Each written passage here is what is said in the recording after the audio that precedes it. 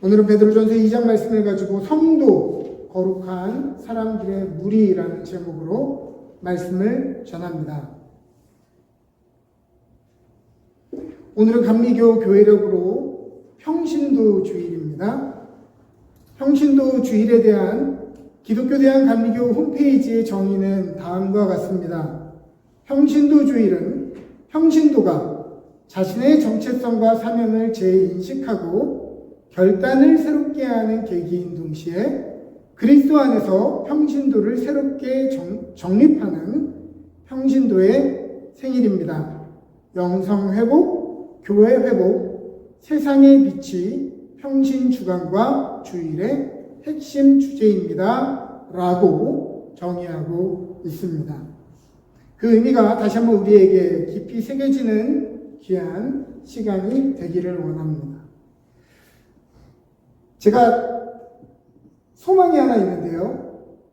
평신도 주일에 평신도 분이 설교하는 겁니다.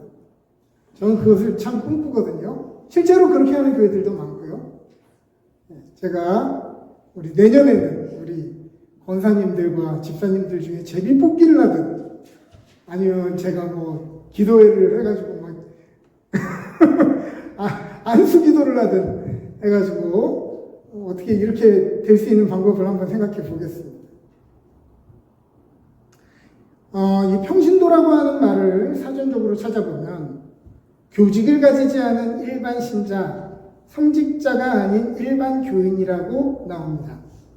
그래서 영어로 레이맨이라고 하는 말은 성직자에 대한 상대적인 개념으로 이해될 때가 많습니다. 그러면 도대체 이 평신도라고 하는 말은 도대체 어디에서 유래된 것이며 그리고 그 의미는 무엇입니까? 사실 성경에는 이 평신도라고 하는 표현이 전혀 등장하지 않습니다.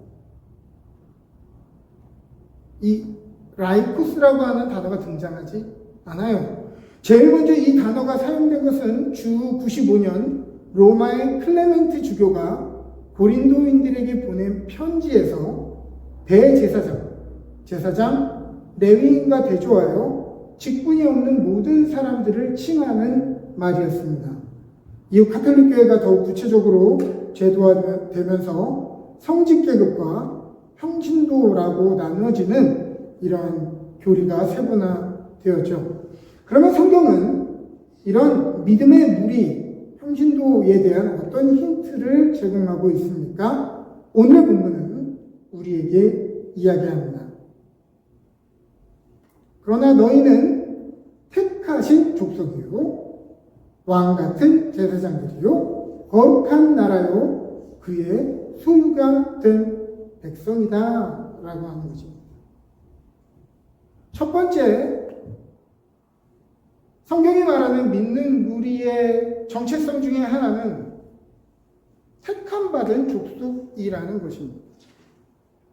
여기에는 백인, 흑인, 황인, 혹은 장로교, 감리교, 순복음 같은 피부색, 철학, 문화, 지역색, 민족으로 정체성이 규정되는 것이 아니라 택함 받음이라고 하는 것으로 규정되는 족속이라는 것입니다.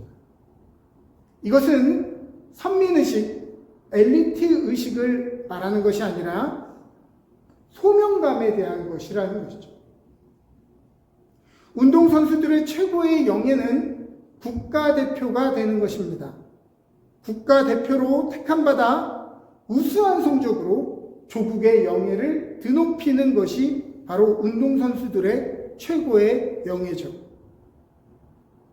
그러나 국가대표로 택함받은 사람은 자기의 이름을 드러내 보겠다는 개인적인 영달보다는 나라를 대표한다고 하는 이 막중한 책임감을 가지고 사력을 다해 준비하고 경기에 임합니다.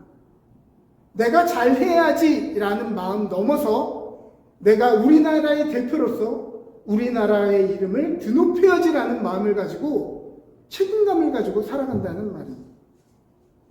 그러므로 우리가 택함을 받았다라고 하는 말은 여러분 택함 받았으니 마음대로 사십시오 마음대로 살아도 여러분들은 구원받습니다.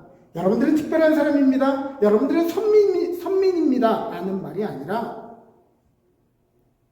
하나님 나라를 대표하는 책임감과 대표의식으로 살아가라는 말입니다. 여러분, 우리는 천국의 대표 선수들입니다. 여러분들은 이러한 책임감과 대표의식으로 이 땅을 살아가십니까? 우리는 누구입니까? 어떤 가치를 지키며 어떻게 자신을 규정하며 살아야 합니까? 바로 소명입니다. 소명을 가지고 사는 사람들입니다. 또 믿는 이의 무리는 어떠한 존재여야 되는가? 바로 왕같은 제사장이다 라고 이야기합니다. 베드로전서 2장 9절에는 왕같은 제사장을 바실레이온 히에라튜마라고 표현하고 있는데요. 이 바실레이온이라고 하는 단어는 바실레이오스 왕실의라는 뜻의 중성주격 소유형으로 왕의 것, 왕실의 것을 의미합니다. 그러므로 바실레이온 히에라튜마는 성직이라는 뜻이기 때문에 두 단어가 합쳐지면 이 사람은 왕의 권위를 가진 제사장이다 이런 의미라기보다는 왕에게 속한 제사장직을 의미하는 것에 가깝습니다. 라틴어로 제사장이라는 말은 폰티엑스라는 말인데요. 이 말은 다리를 놓는 사람, 중재자라는 뜻입니다. 제사장의 역할은 하나님의 제사장의 역할은 하나님과 세상 사이에, 특별히 불신자들 사이에 그 빈 공간을 연결해주고 중재해주는 다리의 역할이라고 하는 것입니다.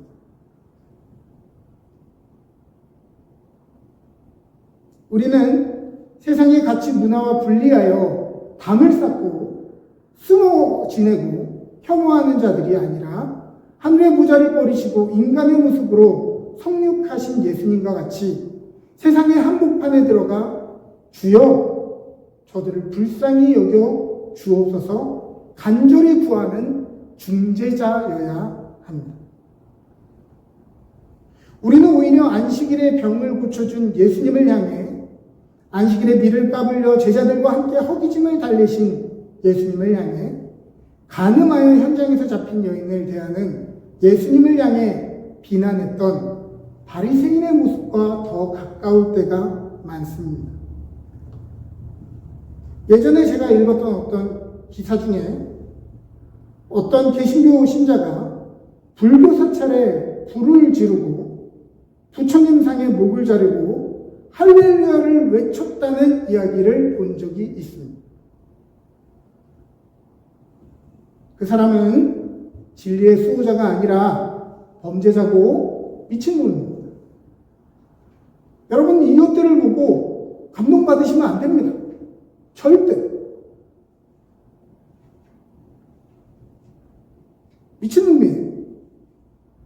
다른 사람의 바둑을 훈수둔다고 해서 내 바둑 솜씨가 높아지는 것은 아닙니다. 다른 종교를 싸잡아 끌어내리고 삶의 코너에 몰려있는 이들을 깎아내리는 것이 절대 우리를 거룩하게 만들지 않습니다. 그러므로 혐오를 조장하는 것이 진리를 수호하는 것은 아닙니다. 진리를 수호한다는 것은 우리가 이들의 중재자요 제사장으로서 자비의 기도를 하나님께 올리시는 예수님의 방식과 가치를 우리도 이어가는 것이 우리가 진리를 수호하는 것이라는 것의 의미입니다. 만달란트 탕감받은 자와 같은 우리가 백단어려운 빚진 자 같은 세상을 나무랄 어떤 명분도 없는 것이죠. 우리에게는 어떠한 판단의 권리도 없습니다. 열심히 사랑해야 할 의무만 있을 뿐입니다. 또 성도, 거룩한 사람들은, 거룩한 무리는 어떠한 존재인가? 바로 거룩한 나라입니다. 오늘 베드로는 성도들을 향해 너희들은 나라다라고 선포하고 있습니다. 이 말은요, 로마의 지배를 받고 있던, 로마의 통치를 받고 있던 시대의 이 말은 굉장히 정치적인 발언이었습니다. 위험한 발언이었습니다. 식민지 시대에 너희는 로마의 시민이 아니라 거룩한 나라다. 2000년 전뿐 아니라 오늘날에도 나라는 다른 가치를 따라 살기 때문에 세상에 위협적인 존재가 됩니다. 이 땅을 살아가면서 천국에 가기 전에 더럽혀지지 않도록 자신을 분리하는 것이 아니라 이 땅에서 하나님 나라의 정신과 가치가 실현되도록 애쓰는 사람들이고, 우리는 세상이 볼 수 있는 유일한 천국의 모습입니다. 천국이 어떠한 곳이냐? 성도들의 삶을 통해 세상은 천국이 어떤 곳인지를 유일하게 볼 수 있게 됩니다. 그러므로 오늘 우리가 어떻게 사는지가, 어떤 모양으로, 어떤 믿음으로, 어떤 삶의 태도를 가지고 사는지가 굉장히 중요합니다. 얼마 전에 유로파 리그에서 손흥민 선수가 속한 토트넘 하스퍼가 우승했습니다. 손흥민 선수의 토트넘 하스퍼의 우승은 참으로 낭만적인 일이라고 모든 사람들이 입을 모아 이야기했죠. 모두가 손흥민 선수의 칭송을 보냈는데 단순히 우승이라는 결과가 아니라 모든 사람들이 우승을 위해서 다른 팀으로 다 이적했습니다. 손흥민 선수는 끝까지 남아서 클럽에 헌신하며 애정과 충성심을 보이고 결국 그 클럽에서 우승컵을 들어 올렸기 때문입니다. 그래서 많은 사람들이 토트넘을 응원하지 않아도 손흥민을 응원하는 그러한 경기였다라고 이야기했죠. 손흥민 선수의 모습으로 작게는 세계에 진출한 모든 한국 스포츠 선수들의 위상이 높아졌고, 크게는 대한민국이라는 나라가 사람들의 인식에 격상되었습니다. 손흥민 선수가 두른 저 태극기를 통해서 더 이상 대한민국은 동양 변방에 있는 나라가 아니라 동방예의지구, 실력과 인성을 갖춘 위대한 나라로 사람들에게 인식되어지는 것입니다. 저 한 사람의 헌신을 통해서 말이죠. 거룩한 나라인 여러분, 우리가 하나님 나라의 국격, 교회의 위상을 높이는 사람들이 되어야 되지 않겠습니까? 또한 거룩한 우리는 어떠한 존재인가? 그의 소유가 된 백성입니다. 이스라엘 민족은 역사 속에서 하나님에게 택함을 받은 특별한 사람들이었지만 하나님의 소유가 된 백성으로 살려고 애쓰지 않고 다른 이방 민족들처럼 하나님을 소유한 백성이 되고자 했습니다. 하나님을 소유해서 우리도 다른 이방 나라들처럼 잘 먹고 잘 살고 땅을 가지고 그런 모습으로 소망했단 말이죠.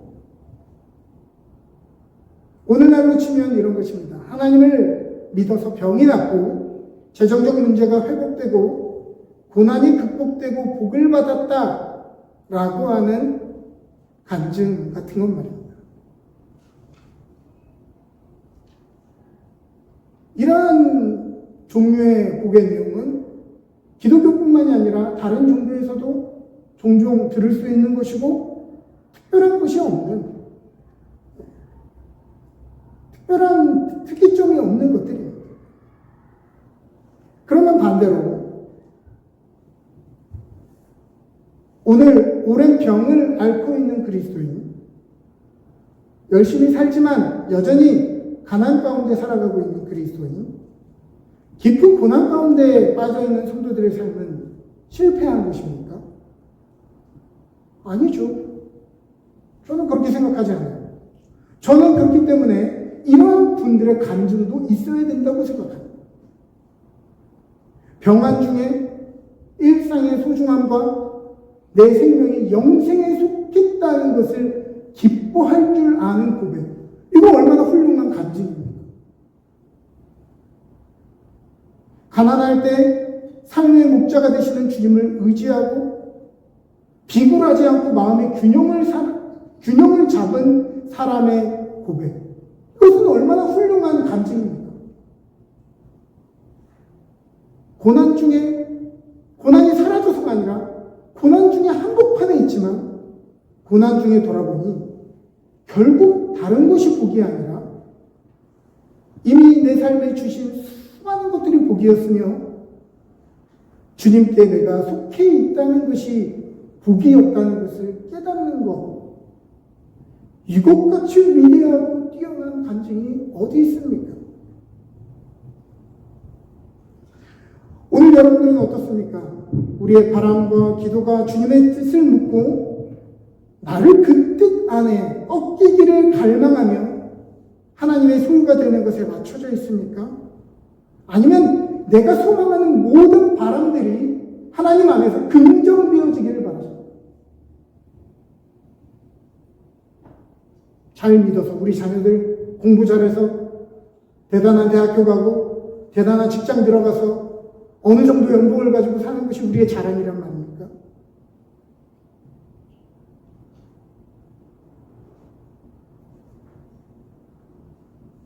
주님이 우리의 하나님이시요, 우리의 주인이시요, 우리가 그 안에서 백성으로서 얼마나 존귀한 자들인 것을 깨닫고 고백하는 겸손한 고백이야말로 얼마나 아름다운 간증의 고백입니다. 결국 성경에서 평신도라고 하는 표현은 나오지 않습니다. 그러나 우리 모두는 거룩한 하나님의 백성, 성도라는 것입니다. 여기에는 목회자와 평신도의 개념이 아니라 교회 구성원 모두가 믿음으로 의롭게 된 자라고 하는 단 하나의 정체성만이 남아있게 됩니다. 종교개혁자 마틴 루터는 그렇기 때문에 평신도라고 하는 표현 대신 성도, saints라는 표현으로 서로를 부르자라고 권면했습니다. 이 성도라고 하는 표현이야말로 존귀하고 책임이 막중한 호칭은 없는 것이죠. 성도는 집사 아래에 아직 아무 직책도 없는 단계가 아니라 신앙인으로서 최고 수준의 호칭이 바로 성도입니다. 성도는 성자, 세인트의 복수형이니 성도라는 말은 우리 모두가 성자라는 말입니다. 어떤 사람이 성자라고 불리죠? 이렇게 김성자 집사님 말고요. 세인트. 우리 집사님 성함도 그런 의미로 지어진 것으로 제가 알고 있지만 어떤 사람이 성자라고 세상에 불리게 됩니까? 세상에 성자로 인정받는 사람들은 어떤 사람들이죠? 여러분들 기억하는 사람들 한번 떠올려 보시겠습니까? 대표적으로 이태리 아시시의 성 프란시스, 성 베네딕트, 성 어거스틴 같은 사람들은 그들이 믿었던 숭고한 가치 때문에 성자라고 불린 것이 아니라 그들이 믿는 바를 남다른 진실한 삶으로 보여주어 사람들에게 감동을 주었기에 성자라 불리게 된 것입니다. 그렇죠. 성자는 우리가 무엇을 믿고 무엇을 말하는가로 그 사람을 성자라고 하지 않아요. 남다른 각별한 믿음의 삶을 살아갈 때에 믿지 않는 사람들이 감동을 받고 그 사람들을 성자라고 불렀다는 말입니다. 그러므로 성자라고 하는 말은 우리가 서로 부르는 호칭이 아니라요, 세상이 우리에게 붙여주는 호칭이어야 합니다.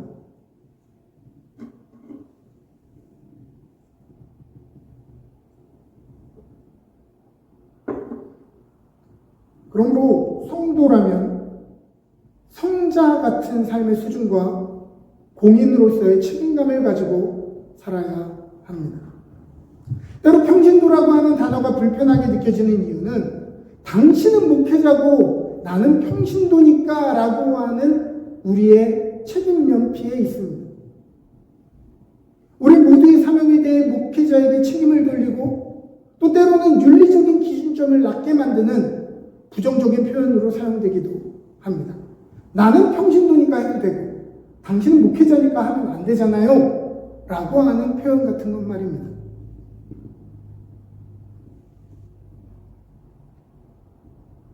다시 한번 이야기하지만 우리는 성자입니다. 세인트.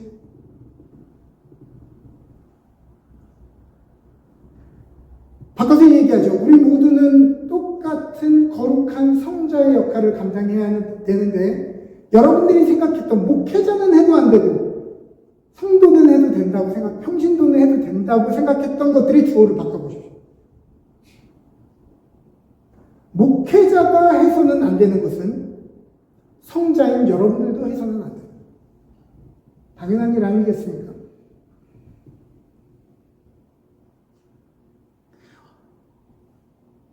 어떤 사람들은 거룩한 삶, 높은 도덕적인 기준은 목회자들이나 사는 것이지 힘든 세상에서 사는 우리들은 낮은 기준으로 살 수밖에 없다고 주장하기도 합니다.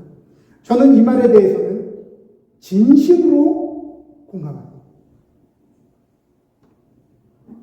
제가 교회 안에서만 있을 때는 몰랐어요. 근데 저도 일터에서 4년 이상, 4년이 뭡니까? 6년 이상 일하면서 여러 사람을 만나고 여러 상황에 처하면서 깨닫게 되는 것은 교회보다 세상에서 거룩하게 사는 게 훨씬 더 어렵습니다. 교회는 종교적인 언어와 괜찮은 매너로 포장되어 있기 때문에 우리의 속사람을 들키지 않을 가능성이 높습니다. 우리가 종교적인 언어를 사용하고 그 규정 안에 들어가 있으면 괜찮아 보여요. 근데 우리의 가정에서는 우리의 민낯을 포장하기 어렵습니다. 매일의 생계의 터전에서 우리는 우리의 속 좁은 인간성을 포장하기 어렵습니다. 여러분들이 이야기를 하는 것이 아니라 제 이야기를 하고 있는 것입니다. 그것이 얼마나 간단하지 않고 그것이 얼마나 어려운 것인가를 저도 알게 되었다는 말입니다.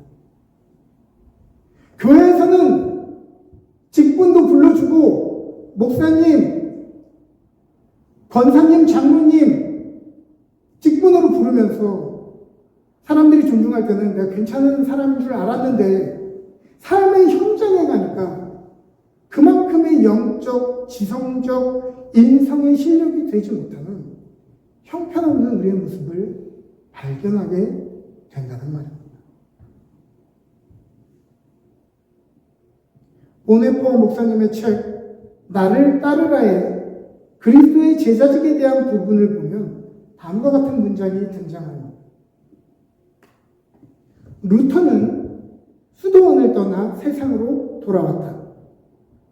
루터는 수도다가 세상을 향해 던졌던 거부는 세상이 자기 속으로 되돌아오는 자를 거부하는 것에 비하면 어린아이의 놀이에 불과했다는 것을 깨달았다.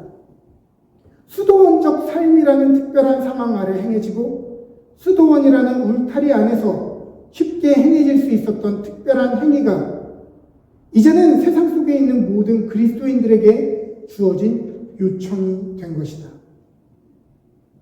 예수의 계명에 대한 철저한 순종은 세상 한복판 일상과 직업적 삶에서 행해져야 했다. 수도원에서의 거룩이 개인전이었다면 세상에서의 거룩은 전면적인 백병전이었다. 교회에서 우리는 종교적인 언어를 사용함으로 우리의 믿는 가치를 전달할 수 있지만 세상 안에서는 우리가 그대로 살아내는 것 밖에는 세상이 우리의 말을 이해할 방법이 없습니다. 교회에서 성자가 되는 것보다 세속에서 성자가 되는 것이 몇백 배, 몇천 배, 몇만 배는 어렵습니다. 그러므로 우리가 성도라고 하는 말은 최고의 찬사이자 막중한 부담감에 대한 이야기를 하고 있는 것입니다. 새벽부터 나가 일주일 내내 쳇바퀴 돌듯 일을 하다 보니 성도님들의 삶이 얼마나 고단함과 삶의 지침 가운데 대단하게 유지되고 있는지를 보게 됩니다. 그리스도인으로 세상 속에서 그리스도인이 되기 위해 몸부림치는 모든 성도님들에게 존경과 감사의 말씀을 드리고 싶습니다. 참으로 잘하고 계십니다. 그러므로 삶의 현장에서 거짓을 말하지 말고 약자를 착취하지 말고 정당하고 의롭게 삽시다. 오늘 눈에 보이는 현실은 암담하고 또 우리의 삶은 불안하지만 현실에 침착되지 말고 신앙으로 우리의 영혼을 밀어 올리는 사람들이 됩시다. 오늘에 머물지 않고 매일 더 나은 존재로 하나님 앞에서 거듭나기 위해 말씀을 읽고 기도합시다. 우리는 성도들, 성자들이기 때문입니다.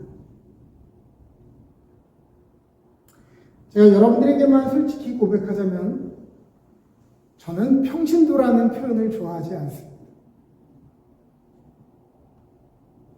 평신도가 있으면 무슨 특신도가 따로 있단 말입니까? 아이러니하게도 평신도라고 하는 단어를 강조하는 교회일수록 성직자와 평신도의 역할이 아주 이분법적으로 나뉘어져 있고 권력이 구조화되어 있는 것들을 보기 때문입니다.